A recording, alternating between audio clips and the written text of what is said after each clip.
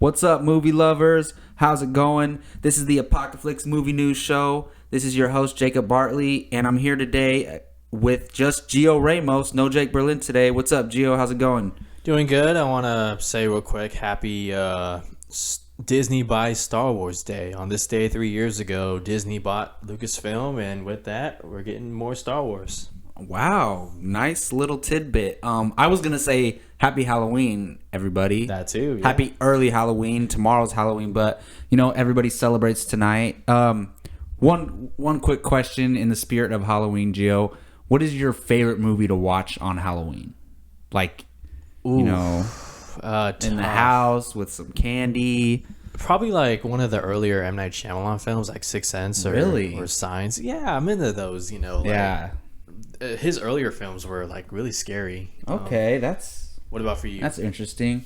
I mean, it's tough. They always have like the Friday the 13th marathons on TV or the Nightmare on Elm Street. But my favorite horror film franchise has always been Halloween, the Michael Myers. Nice. And I love watching the original Halloween or the Zombie reboot, the first one, I thought the first one was good. I really liked that movie. Like, I don't understand, it got like some bad criticism, but I like it a lot. So either the original Halloween, which I love, or the new reboot, but the sequel to the reboot was horrible. Yeah, not good at Anyways, just some of our favorite Halloween movies to watch, and you guys all be safe out there, please. So speaking of stuff that's scary, we got a lot of Suicide Squad stuff. Is it ironic that all this stuff is coming out around Halloween when people can dress up as those characters? And I was thinking I should have dressed up as Jared Leto Joker this year, because next year there's going to be a ton of them. Oh, yeah. Everywhere. Because it comes out... And Harley Quinn's, too. It comes out in August, September, October. Oh, yeah. There's going to be so many Suicide Squad costumes.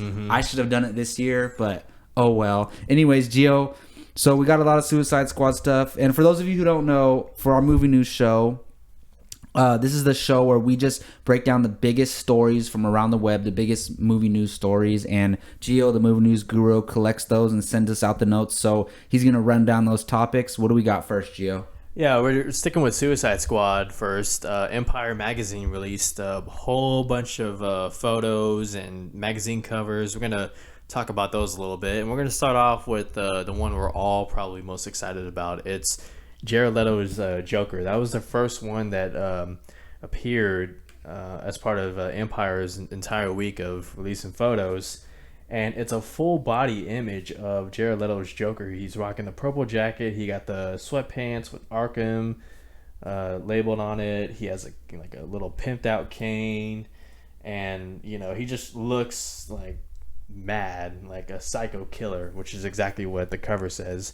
So real quickly, he talks a little bit about the Joker, saying that it was definitely a period of detachment. He took a pretty deep dive, but he loved the opportunity. He loved playing these psychological games, but at the same time, and I quote, "It was like giving birth out of my prick hole." Like, wow, that right there just gives you a little insight into his mentality. So let's see if he says anything else. He says the Joker might be older than people think. I mean, at least that's what they're saying. But he's breaking the rules. He's striking new ground, and it's going to be quite the experience, not just only for him but for audience members. So Jacob, real quick, I mean, taking into what he says about the Joker, the way he described how playing him and the photos, I mean, what do you take from this? Well, this is a lot of stuff we would expect to hear from the role. What have we learned from people playing the Joker so far? Jack Nicholson even has said that it mentally tormented him playing that role. Right. And I might be wrong about this, but he either like to a member of the press or directly to Heath Ledger told him like, "Hey, watch out, kid. It's going to mess with your head," before Heath Ledger passed away. You're right. You're absolutely right. I think he said it to a press member. Like, he said it because the press member asked like, him, what would you say to Heath Ledger about playing the role? And I remember Jack Nicholson was a little bitter that someone else was playing the role, but someone else is going to play it no matter what. Yeah. But and this is no different than that psychological terror that one goes through from playing a character like this.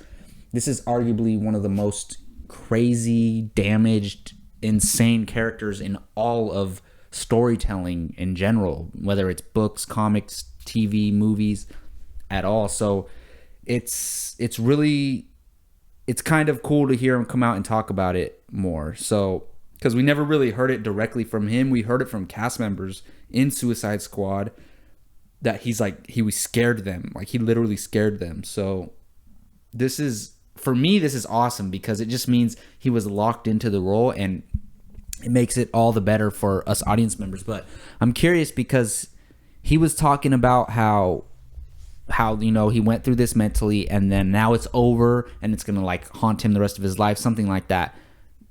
I mean, he's gonna play this role again, as far as we assume, so it's not over yet. Yeah, is what I'm guessing. Like, is he only playing this role one time? Like, it kind of sounds like it, but we know that's not the case. Yeah, I don't think he is. I mean, if anything, anyone who does a comic book movie is pretty much locked down for at least three. At least three. Yeah. I mean, this is great news for me, for anyone who is skeptical about Leto taking over as Joker. He says he took a deep dive. I'm wondering.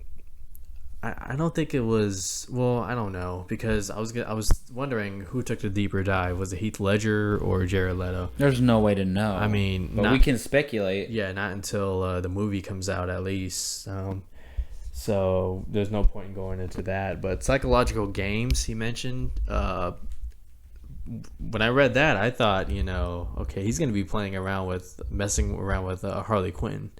Oh, a lot. Yeah, definitely. I mean, before her transformation and even after her transformation, because so far in the trailers, as far as we know, the two of them aren't really,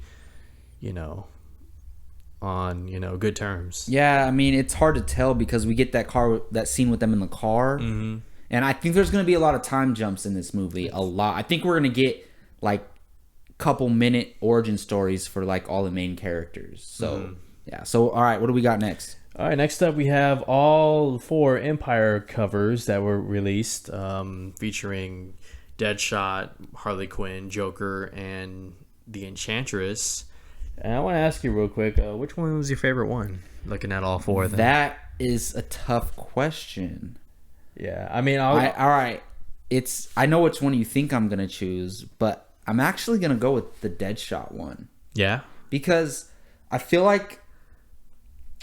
All right, we've already seen... All right, the one that stands out the most actually is Enchantress. Enchantress stands out the most because all those other images we kind of already seen from the movie, like Deadshot costume looks exactly the same from the trailers. Harley Quinn looks exactly the same from the trailers. Joker looks a little bit different. I kind of... At first, I was wondering, like, wait, does he have, like, electricity powers? But no, he's holding the bolt things, the shockers. Yeah. But Enchantress, we haven't seen this look from her.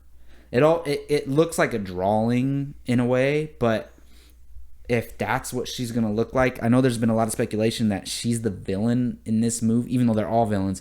She's the antagonist in this movie. She's the one that they're all going after, and that makes total sense. And we see some type of henchmen that all look the same in the movie, and those are probably hers.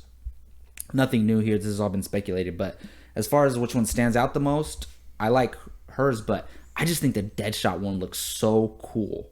Like, all the other ones look like cartoons to me. The Deadshot one looks like a badass, like ready for battle. So I'm gonna go with the Deadshot one. It's like Will Smith's character in Bad Boys just went like total upgrade. Where's Martin Lawrence now? Right. For me, it's the Joker, hands down. I mean, he's just dark and he's creepy. Now, if you ask me which one would I hang up on my wall, Harley Quinn, or Enchantress. I'd be down for Enchantress like that. Real quickly, why do you think the Empire chose these 4? Do you think any? I was gonna actually speculate about that. These are our 4 main characters. Yeah, these are definitely our 4 main characters. Because look, we're gonna get the fucking. Oh, excuse me. Nope. Go ahead. You broke your own rule. Go ahead. I broke my own rule of cussing. Damn it. It's all right. We love movies. We're going to get the Twilight love triangle between Deadshot, the Joker, and Harley Quinn. And then Enchantress is our antagonist, like I said. And they're going to dive deep into her mythology, I think, because we see her as a normal person, like exploring at first. And then we see her dipping in that water and she comes out as Enchantress. So they're going to be a lot of focus on her. I think Joker is going to be... So Enchantress is the big bad villain at the end that they're going to have to fight. Yeah. I think Joker is like...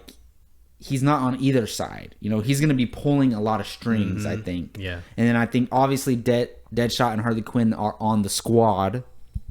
And... More of the main members. Exactly.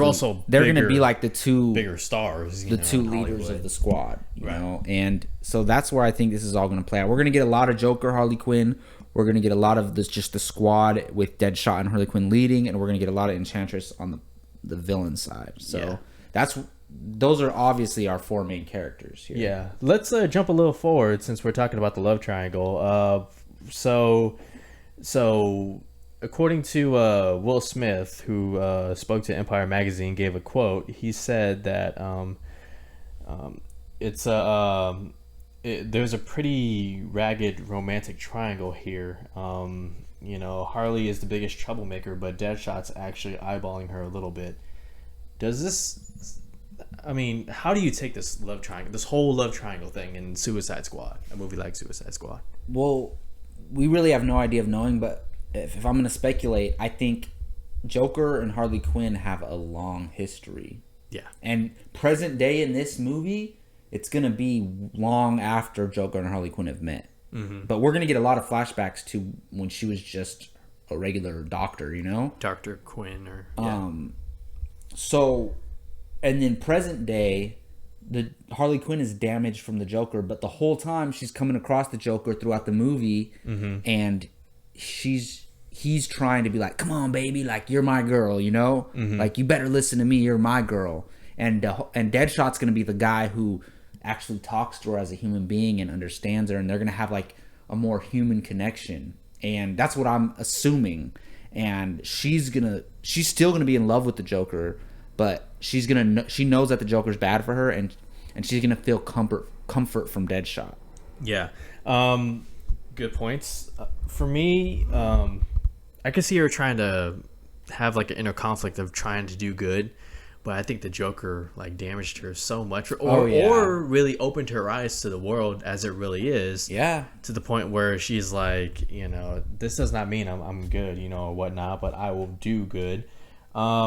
It makes sense also. I mean, when we heard about Will Smith and Margot Robbie joining Suicide Squad together, they had such great chemistry and focus. They did. And I think that's going to carry over to Suicide Squad. Definitely. And make the Joker a little jealous. Yeah, I think so. Yeah, we'll see, guys. And moving on, we're going to talk a little bit about what David Ayer said.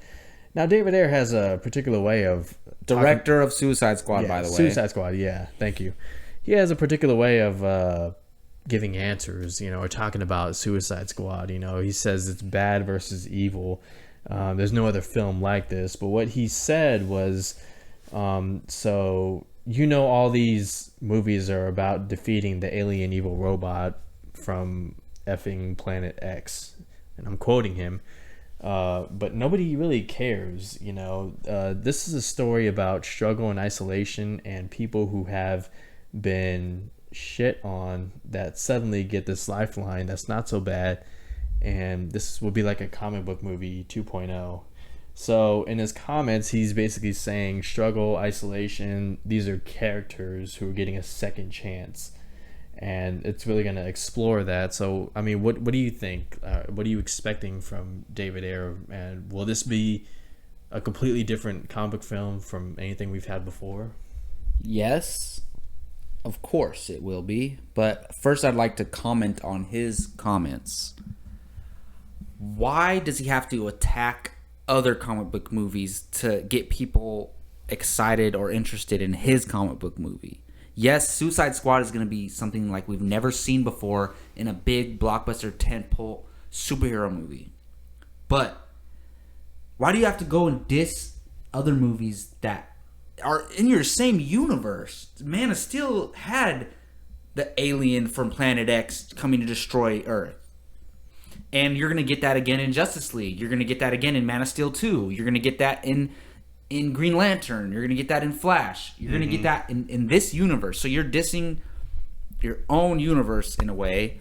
And you have all of these heroes, whether it's in the Marvel universe, the DC universe, the Fox X-Men universe.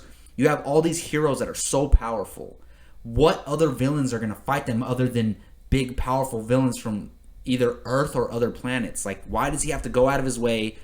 And I guarantee you he watches these other superhero movies and enjoys them. Unless he doesn't, I don't know. But it really pisses me off when directors, they want to belittle something else to make their whatever they're trying to get across stand out. And I like David Ayer.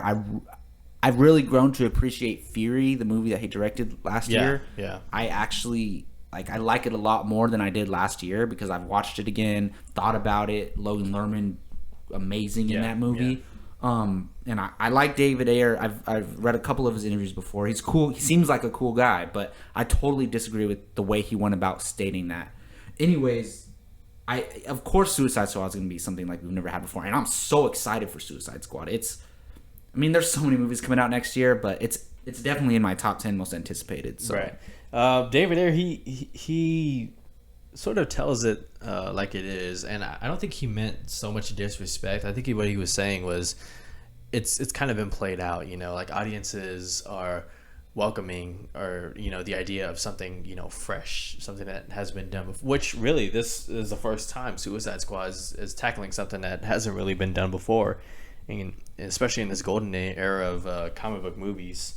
So he's as playful in his interviews as he is, and as his movies are. Which his movies aren't really playful, but and whatnot. You kind of agree with him, what he's saying? I get what he's saying. Could he have said it a little nicer? Probably, but that's not. I don't. I feel like he's making like movies like Age of Ultron or The Avengers or even Man of Steel seem like little kiddie movies, and then Suicide Squad is mature adult. Like, I don't look at it that way. I think Avengers, the first one, second one, Man of Steel, they're adult movies that kids can watch. Yeah, and Age of Ultron is really dark. It's not no little kid movie. So I just felt like he passive aggressively was shitting on superhero movies. Well, we don't know entirely what he meant. I said that's what I think, but I don't know. Suicide Squad will definitely be. I think it'll be the darkest comic book movie that we've had, maybe since The Dark Knight. The Dark Knight's really dark. Maybe since The Dark Knight. But I think it might take it a step. I don't know, man. Looking at these images, of the Enchantress and Joker and it's gonna be. I almost I know it's not gonna be, but it could almost be rated R. Mm-hmm. But it's not gonna be. Wasn't there one other piece on Suicide Squad with the Enchantress? Yeah, the Enchantress. So she talked a little bit about her character. Now, Devlin, please the actress, pronounce right? I don't know. How do you pronounce that name? Cara Delvene. Delvene. All right. She was in Paper Towns. Paper Towns, yes. So she talks a little bit about her character, the Enchantress. First off, she starts off as this character named June, who's looking for adventure, and seeking thrills and whatnot. And she sort of gets possessed by this ancient sorceress who's been trapped for so long and is finally let out. So she talked a little bit about her character and where we find June, at the very beginning of the film before she gets taken over. And as we see in the photo, this chick has some demon possession or something going on in her. This is crazy. And for me, it's like this is a sorceress that's coming into a new world, like a modern world, because she's been trapped for however many years, and I think that's going to be really interesting to explore, just how she adapts and the evil and all that kind of stuff.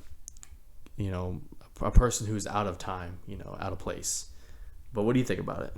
Well, from the trailers and there hasn't been an official synopsis for Suicide Squad, has there? No. Okay, so We've we just don't. had rumors. It's kind of like Star Wars. We don't know what's going on in this movie. We have no idea, and I love that. I have a feeling we're gonna know by a couple months before the movie comes out, but yeah.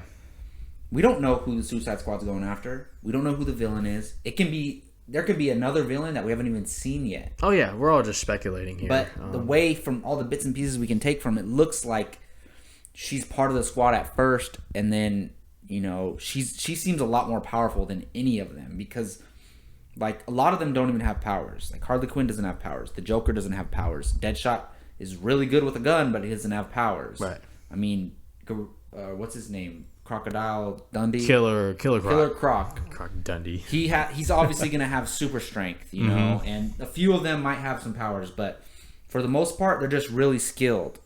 And she's going to be... That's why it makes sense for her to be the villain, because it's going to take all of them to defeat her. Mm-hmm.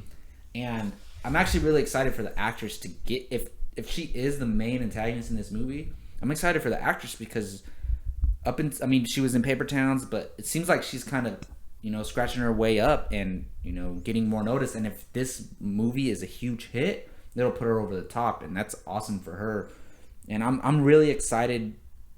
She sounds like one of the darkest comic book characters in general that we're ever going to get, and I'm really excited to explore her. Mm-hmm. So, well, that wraps up Suicide Squad talk. You guys let us know what you think about these covers, the photos. If you have any speculation yourselves, let us know in the comments. And we're going to jump into our movie news, non-comic books, so to speak, topics. And we're going to start off with John Wick 2.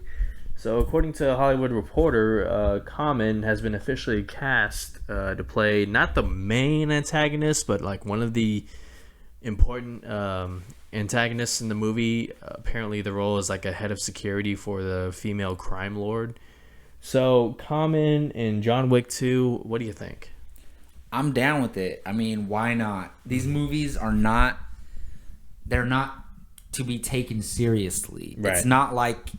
And I would be fine with this too, but it's not like Common cast as the next Bond villain. I mean, I would be cool with that too. As far as I've seen from Common, he's a very capable actor. I've never had a problem with him in any of the roles that he's been in. So I'm down with it. I mean, I haven't seen...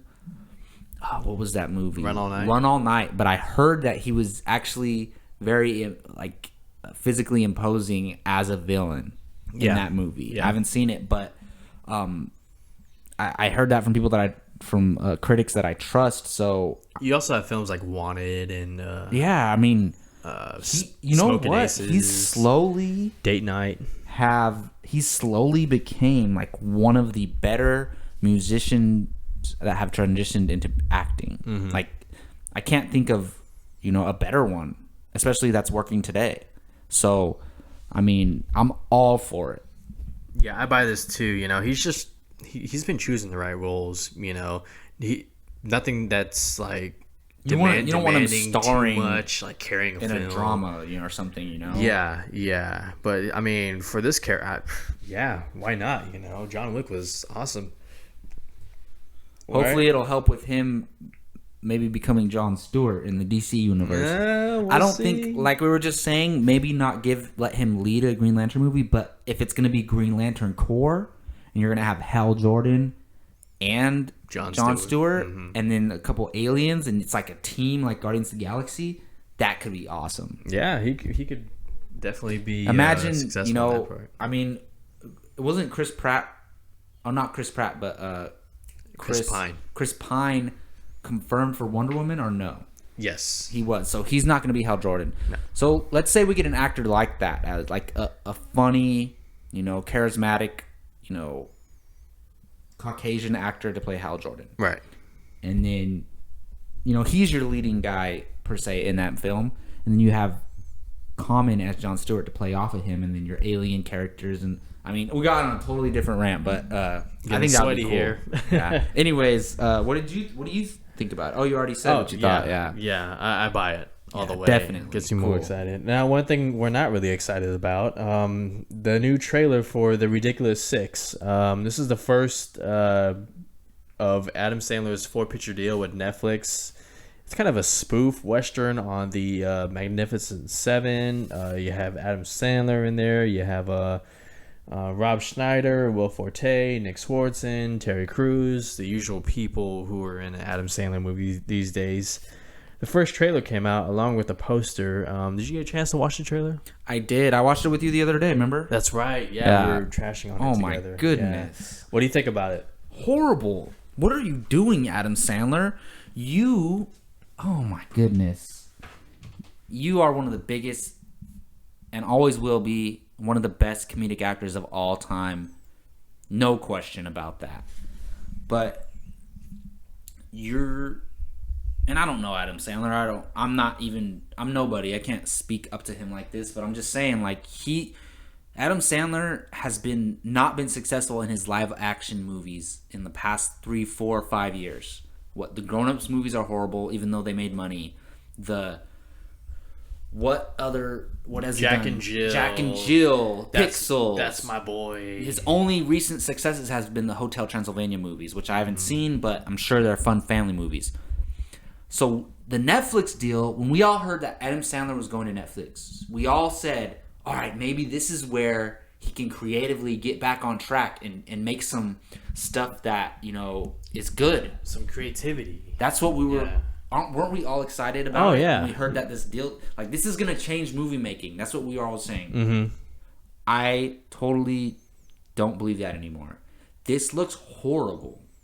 This looks worse than A Million Ways to Die in the West. Like, and how can you get worse than that? I don't even want to get into detail. Taylor Lautner looks horrible in this. Teeth. And I don't mind Taylor Lautner. I think he's like capable action role type character, or type actor. But what is he doing? I mean, I guess if Adam Sandler asks you to come do something, you don't say no, but this looks absolutely horrible. It's like a comedy western, and the poster just shows how stupid it is even more so.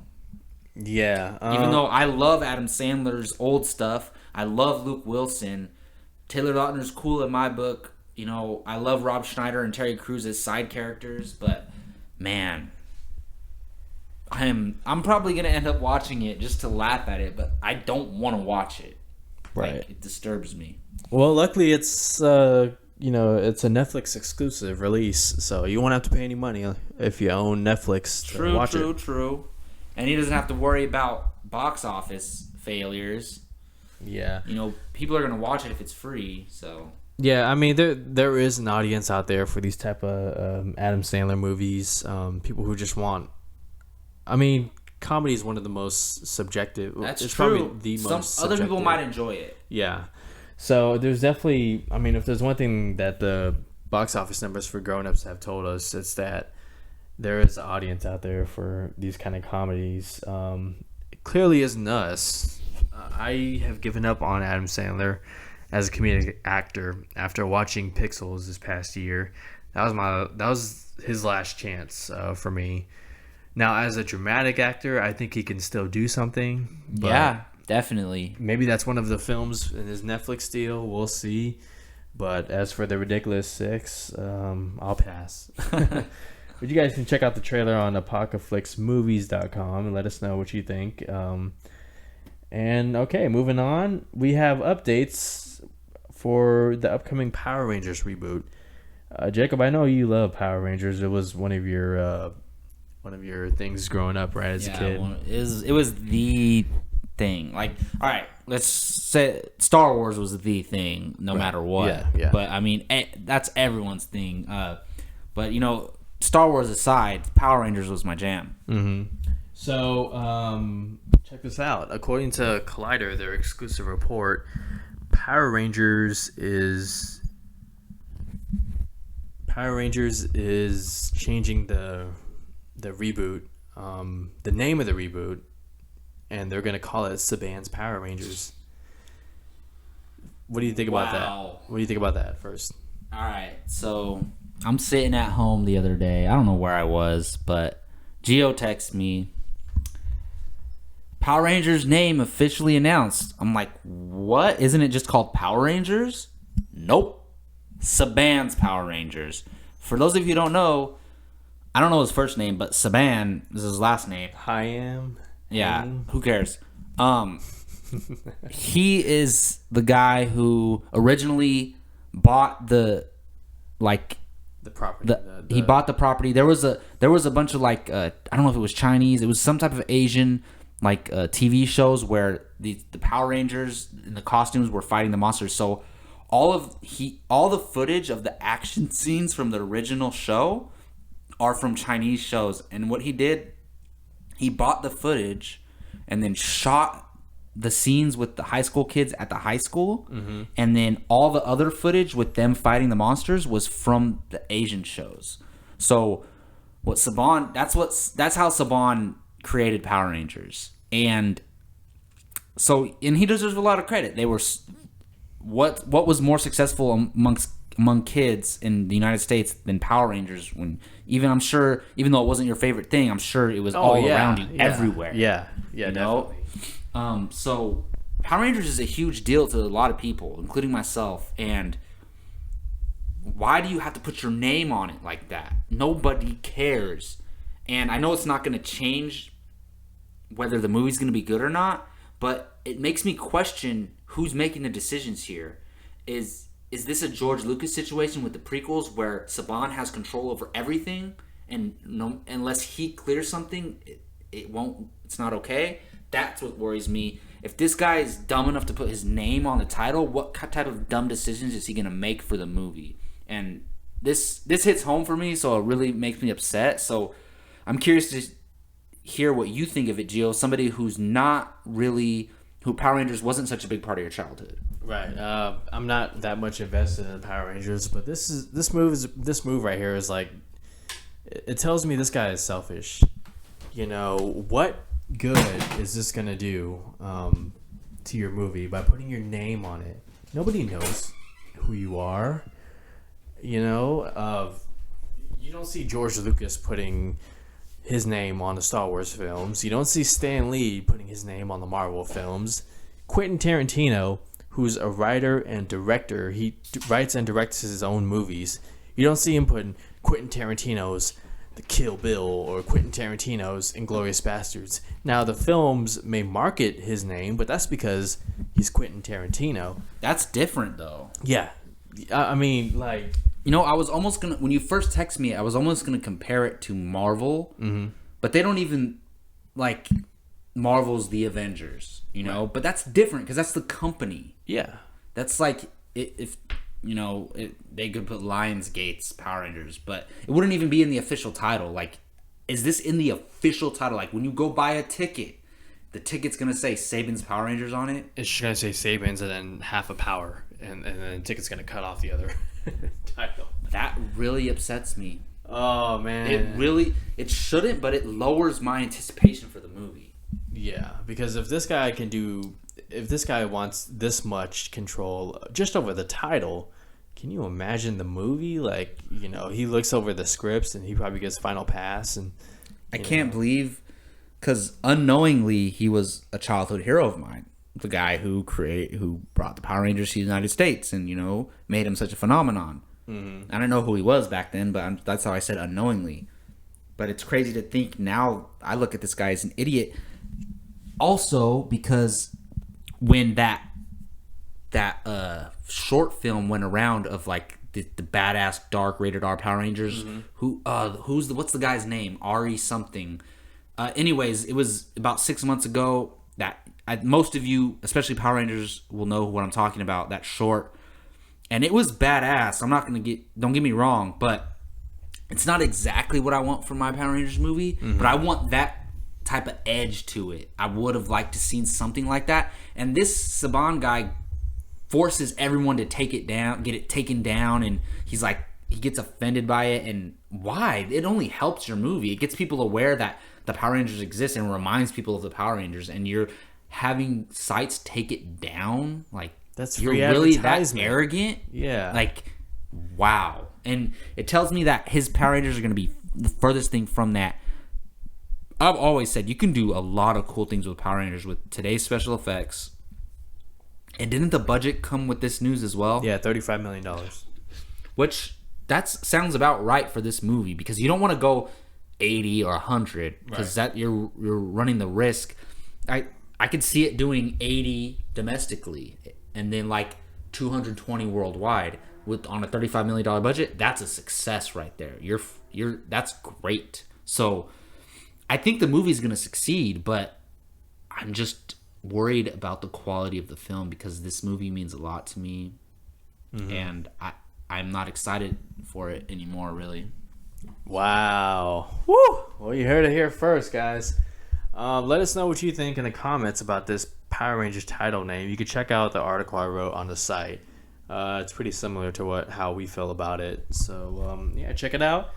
And now we're going to talk a little bit of Star Wars. We cannot have a movie news podcast without Star Wars. Never. Gwendolyn Christie talked to Entertainment Weekly about her character, Captain Phasma.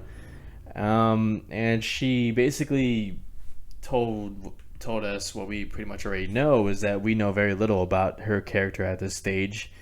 But people are drawn to her as a very progressive character. And we're so used to seeing in our media connecting to female characters by the way they look.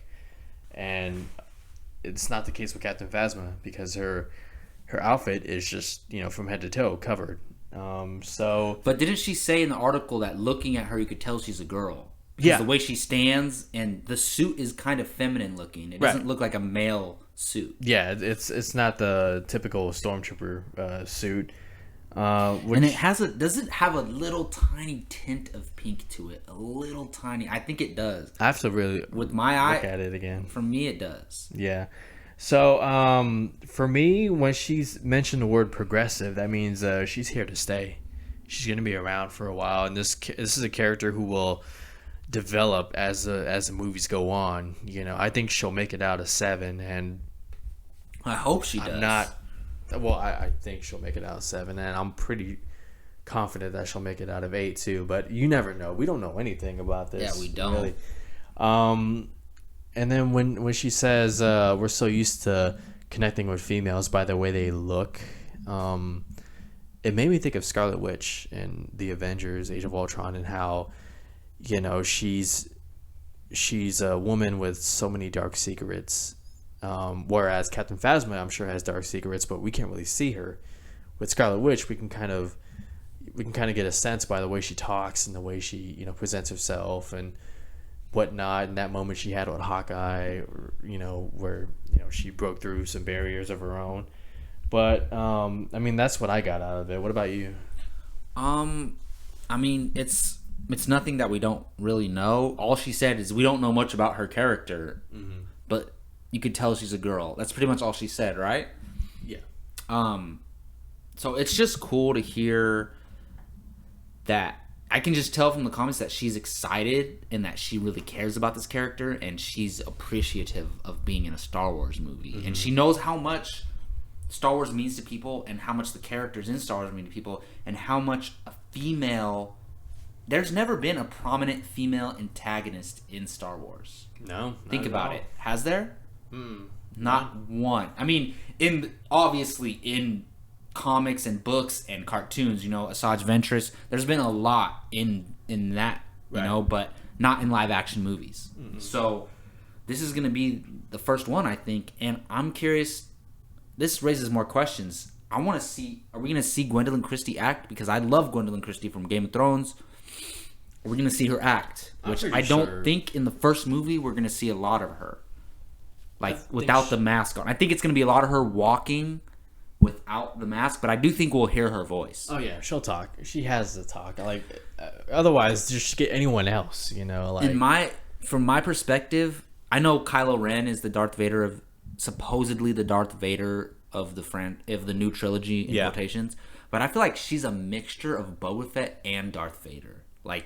Good point. Yeah, that's good observation. That's what I feel like she is, and if that's the case, wow, I'm freaking stoked. She could end up being my favorite character from this new trilogy, and I just bought her action figure. Actually, I finally got a Kylo Ren and Captain Phasma action figure. Booyah!